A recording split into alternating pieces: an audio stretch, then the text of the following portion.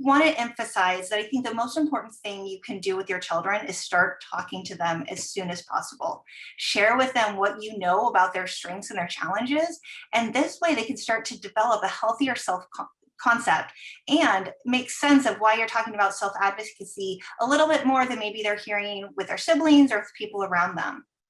Also, as mentioned earlier tonight, it's so important for you to gain clarity on what is your child's needs. Who are they? Where are they in their development? Because sometimes we have to adjust. We think they're in one place, but really they're in another. And then the final piece that I want to share with you of just getting started here is if our goal is to practice self-advocacy, we want to do so in places that are safe. This way, they know that they can trust their skills. They've practiced them, they've learned them, and they can trust themselves when they've got high emotions. And they know what to do. They've done it before. There's almost like muscle memory to it. So if you could just take a moment right now and think about safe environments that you know your child could self-advocate in.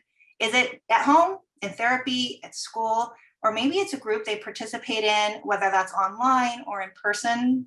Some of those happen still. And with these spaces in mind, think about this story of something I love to do with my clients. So I like to get out of the therapy room, get them into the world. We might be taking a walk around the block where we have to interact with people as we come by.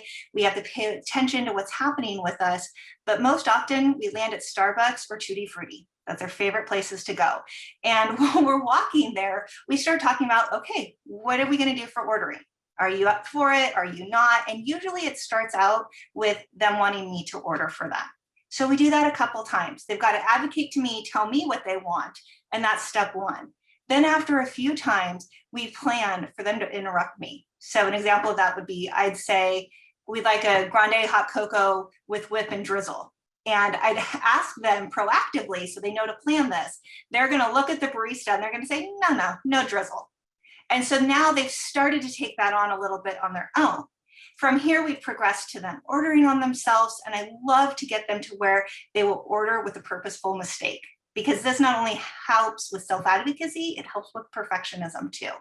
So this strategy really works because they're with a safe person. We've talked about it, we've planned it. There's a treat at the end that they really want, but also it's in a consistent place. So we might choose 2 or 3 places that we go out together to, but they know these areas. And sometimes it's really great. The people working there get to know them as well. And so much can be learned.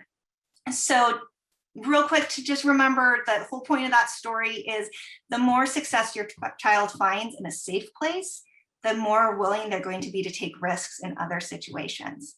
So thinking about what can you do to help your children practice these skills, maybe they can schedule a meeting for an activity that they love, or they could talk to a neighbor about walking a dog, and now they're communicating with them and they're planning it, and you can help them take those steps. About steps, think about small. You want to go, what is a step that works for them right now? As mentioned before, if you do too big of a step, there's meltdown, there's shutdown, there's too much anxiety, they can't access their skills. So I've got an example here on the screen, but another example would be, for school, you're copying your child on the email that you've sent to the teachers. So they're seeing how you're asking for things. Then you slowly shift and you move them towards they're sending the email that they worked with you on. And eventually they're sending it without your help. There's probably a million steps in between, maybe not a million, 5 or 6, but you add in those details, whatever they feel comfortable with. And maybe one time they're going to feel comfortable taking a big leap, and then they're going to need to pull back. And that's where your patience as a parent really comes into play.